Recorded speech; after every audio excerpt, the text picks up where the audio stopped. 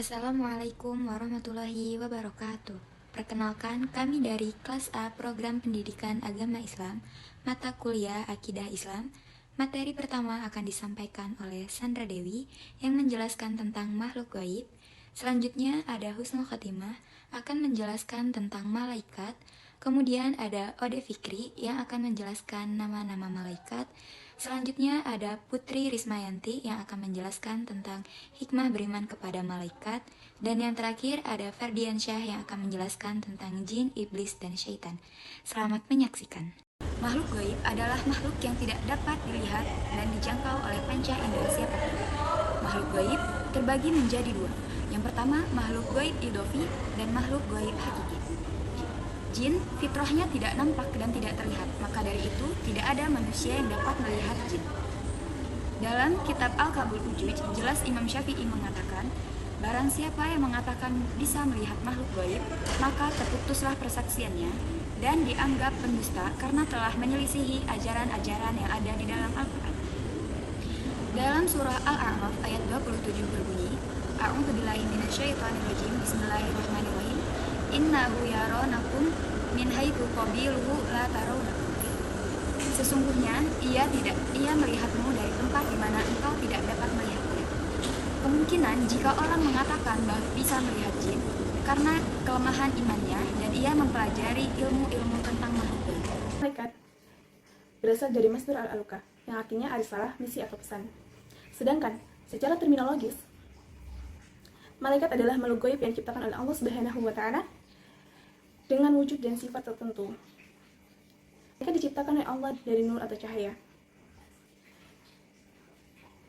Wujud malaikat kita tidak dapat menjangkau wujud malaikat dengan panca indera kita.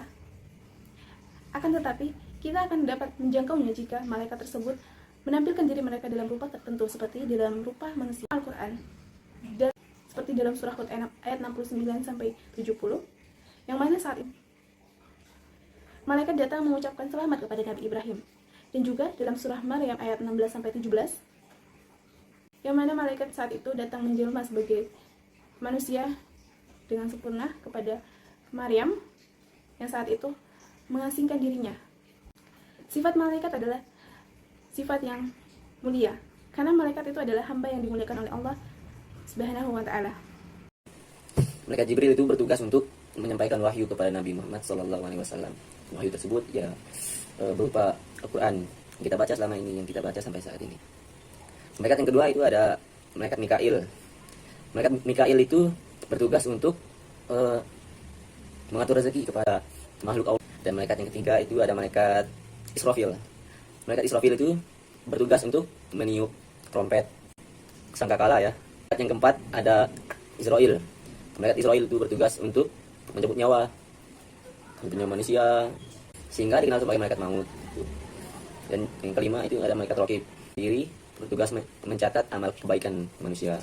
Yang ketujuh ada malaikat Atid. Malaikat Atid itu bertugas sebagai mencatat amal buruk manusia. Ya kalau kita berbuat maksiat, berbuat mungkar, berbuat jahat, ya itu dicatat semua oleh malaikat Atid. Yang kedelapan ada malaikat Mungkar. Malaikat Mungkar ini bertugas untuk menanyai manusia di alam kubur. Ada malaikat Nakir, bertugas untuk menanyai manusia di alam kubur. Beriman kepada malaikat termasuk arkanul iman atau rukun iman yang kedua. Jadi, untuk mengimani para malaikat tidak boleh bercampur sedikit pun oleh keraguan-keraguan. Beberapa hikmah beriman kepada malaikat diantaranya yang pertama, lebih mengenal kebesaran dan kekuasaan Allah yang telah menciptakan dan menugaskan para malaikat. Yang kedua, lebih bersyukur kepada Allah atas perhatian dan perlindungannya dengan menugaskan para malaikat untuk menjaga, menolong, dan mendoakan hamba-hambanya.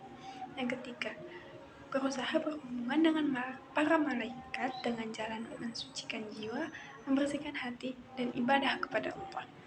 Yang keempat, berusaha selalu berbuat kebaikan dan menjauhi segala kemaksiatan, karena para malaikat selalu mengawasi dan mencatat semua amal perbuatan manusia. Jin dan iblis adalah dua makhluk gaib yang sering disebutkan dalam agama Islam.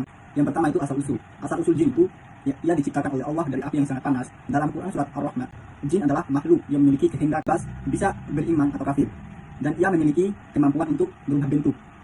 Iblis juga dikenal sebagai kepala dari kelompok jin yang terperosok dalam kesesatan setelah menolak perintah Allah. Terus yang kedua, dalam keimanan, jin juga terbagi menjadi dua kelompok, yakni jin yang beriman dan jin yang kafir. Mereka memiliki kebebasan untuk memilih jalan hidupnya, apakah taat pada Allah atau tidak. Terus yang ketiga, tugas dan peran. Jin seperti manusia bisa tanggung jawab untuk menyembah Allah dan menjalani kehidupan sesuai dengan takdir mereka bisa berinteraksi dengan manusia dalam bentuk halus atau tidak nampak. Ada juga jin yang berusaha menyesatkan manusia, dan ada pula yang baik. Terus yang keempat, iblis juga sudah dipastikan akan masuk ke neraka sebagai hukuman dari penolakannya terhadap perintah Allah, yaitu di mana Allah memerintahkan bersujud kepada Adam. Iblis tidak akan mendapat ampunan karena kesombongannya, dan iblis juga memiliki kekuatan yang sama dengan jin, tetapi lebih banyak berfokus pada menggoda dan menyesatkan manusia melalui bisikan dan godaan. Saya akhiri. Wassalamualaikum warahmatullahi wabarakatuh.